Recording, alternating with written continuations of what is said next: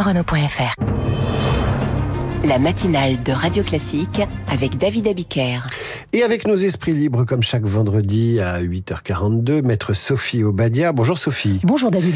Et Jean-Marie Colombani. Bonjour Jean-Marie. Bonjour David. Jean-Marie que vous retrouverez demain matin à 8h pour Commentaire, l'émission qu'il anime avec Jean-Claude Casanova, comme chaque samedi. Merci à tous les deux d'être ici. Commençons peut-être avec vous, Sophie, qui êtes l'avocate de service, si j'allais Ah oui, de personne dans cette affaire, en tout cas. Par le plus compliqué, c'est peut-être expliquer cette condamnation et essayer de faire comprendre à nos auditeurs comment on peut être, entre guillemets, déchargé de chef d'accusation d'un côté, et puis rester dans une association de malfaiteurs, alors que finalement, on ne sait pas, excusez-moi, où est le corps, où est le cadavre. Ce serait un meurtre sans cadavre, cette affaire-là. C'est très bizarre. Oui, c'est vrai que c'est bizarre. Je comprends votre questionnement. Hier, je me suis dit, mais c'est désolant. C'est pas un scandale, c'est désolant. C'est-à-dire que sans preuve, on relaxe aux 3/4, mais sans preuve, on condamne pour association de malfaiteurs. Mais parce que l'association de malfaiteurs, c'est comme une voiture-balai. Ça permet de récupérer. Et j'observe que Nicolas Sarkozy a été mis en examen pour l'association de malfaiteurs à la fin plutôt de l'instruction.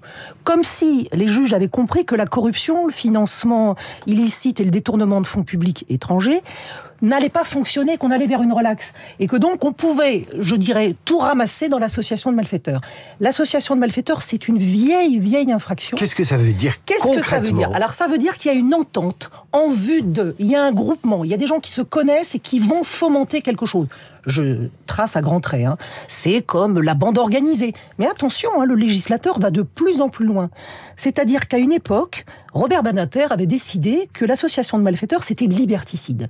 Donc, il l'avait supprimé pendant 3 ans. Entre 1983 et 1986, il n'y avait plus d'association de malfaiteurs, alors que ça nous venait du Code Napoléon. Ça veut dire qu'il supputait que parce qu'il y avait des connexions entre 3, 4, 5 personnes, le procès d'intention était plus simple. Exactement. Et qu'on allait pouvoir simplement dire, ils se connaissent, ils ont un intérêt commun, ils ont un but commun, donc on pourra les condamner. Donc ça a été supprimé. Mais c'est revenu en 1986 à cause des attentats de 1986. Donc c'est sur un fond de lutte contre le terrorisme. Et je rappelle que là, la loi narco, elle va encore plus loin. Attention, parce que le législateur, qu'est-ce qu'il fait ? Il va de plus en plus loin sur l'association de malfaiteurs.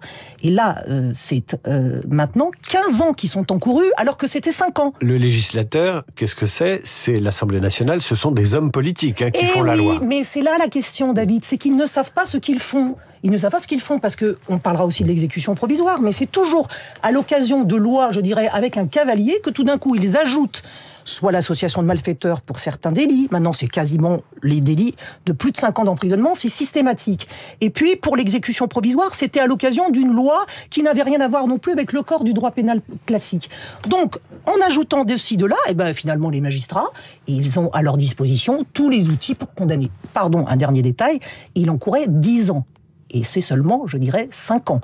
Donc, on peut dire aussi, et de l'autre côté, on va vous dire, finalement, on a mesuré, on ne lui a donné que 5 ans. Et puis pour la lecture par l'opinion publique et nos concitoyens des décisions de justice, ce terme d'exécution provisoire, il sonne comme une exécution remise à plus tard, alors que très concrètement, c'est une exécution immédiate. Ah mais de toute façon provisoire. De la peine. Mais c'est comme la détention provisoire. Vous partez en détention dès lors que vous êtes mis en examen, sans qu'on sache si vous êtes coupable. Donc le mot provisoire, effectivement, vous avez raison de le souligner, ne veut pas du tout dire attention, on va regarder. Non, c'est immédiat. Donc il sera, mais ça tout le monde l'a dit depuis hier soir, il sera nécessairement placé en détention.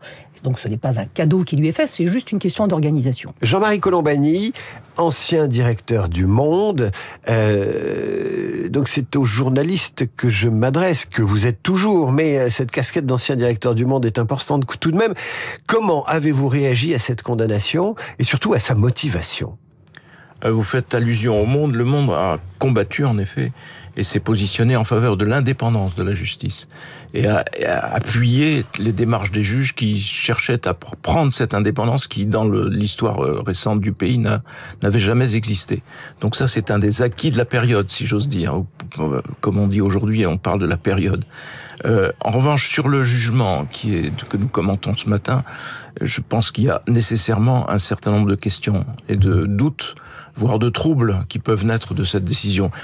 Comme l'a expliqué Sophie à l'instant, il y a ce décalage entre exonérer des charges les plus lourdes et en même temps condamner pour une notion qui suppose que on creuse ou on soit au courant des intentions. Donc ça nous ramène un peu à la loi des suspects de l'ère révolutionnaire. C'est vraiment... Et je pense que tout citoyen devrait s'en inquiéter. C'est très fort ce que vous dites là, Jean-Marie. Mais je pense que c'est ça qui est en jeu. Mais qui est Saint-Just alors ? Qui sont les coupeurs de tête ? Il y en a beaucoup sur la place. L'autre point troublant, c'est l'histoire de l'exécution provisoire, parce que ça méconnaît un des principes fondamentaux du droit français. Le droit français, c'est lorsque vous faites appel, la peine est suspendue, parce que lorsque vous faites appel, vous êtes toujours considéré, toujours présumé innocent. À partir du moment où il y a cette exécution provisoire et où vous allez en prison, vous ne pouvez plus être considéré comme innocent. Donc le principe même un des principes même du droit est bafoué de ce point de vue-là.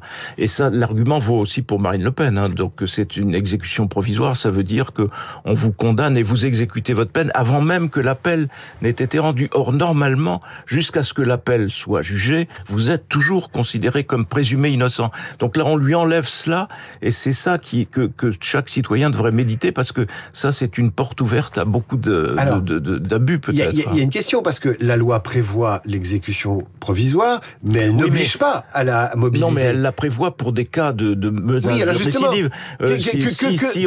Si on a affaire à des narcotrafics, voilà, eh bien, on renforce les législations, comme l'a expliqué Sophie tout à l'heure, mais à juste titre. Mais là, il ne s'agit pas de ça. Il ne menaçait pas de partir, je ne sais pas, au Luxembourg, je ne sais où. C'est ça qui interroge. Il n'y avait aucun risque de récidive. Il ne va pas être un nouveau candidat à l'élection présidentielle. Enfin, tout ça est absurde. Donc là, il y avait vraiment un biais trouvé pour signifier que la justice passe lourdement. Je pense que c'était ça qui était en jeu. Sophie Obadia, cette exécution provisoire, j'imagine vous discutez avec des magistrats et pas uniquement avec vos confrères. Non.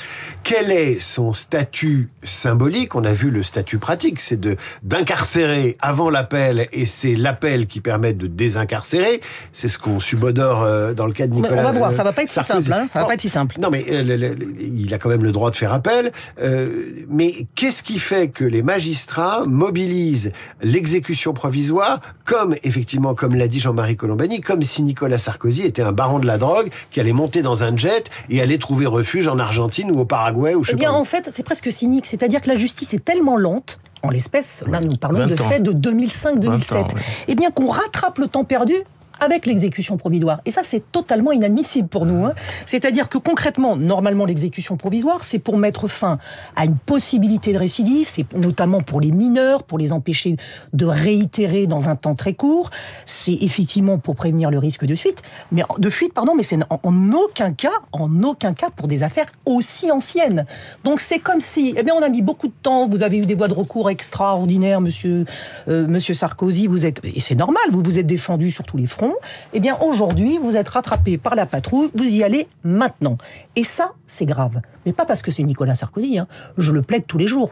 Je considère, moi, que la détention provisoire est assez anormale, et c'est un fait français, c'est-à-dire de placer en détention avant même le jugement, m'a toujours heurté. C'est une grave atteinte à la présomption d'innocence, et la grave atteinte au non-respect du double degré de juridiction qui consiste à prononcer l'exécution provisoire est effectivement insupportable et inqualifiable. C'est ce que dénonce Marine Le Pen, ce qu'on appelle le double degré de juridiction, c'est-à-dire la possibilité d'actionner évidemment la justice, la première, et puis ensuite d'actionner la seconde et de faire appel. Oui. Et de mobiliser les deux de façon fluide. Oui, et par exemple, en matière civile, vous pouvez aller voir, vous faites appel, vous allez voir le premier président et vous dites, suspendez, s'il vous plaît, par exemple, les condamnations financières auxquelles je suis astreint. Et le premier président peut dire, oui, effectivement, en attendant l'appel, vous n'avez... En revanche, en matière pénale, il n'y a aucune voie de recours, si ce n'est d'attendre qu'il soit placé en détention provisoire, et lorsqu'il sera en détention provisoire, en détention, que le mandat de dépôt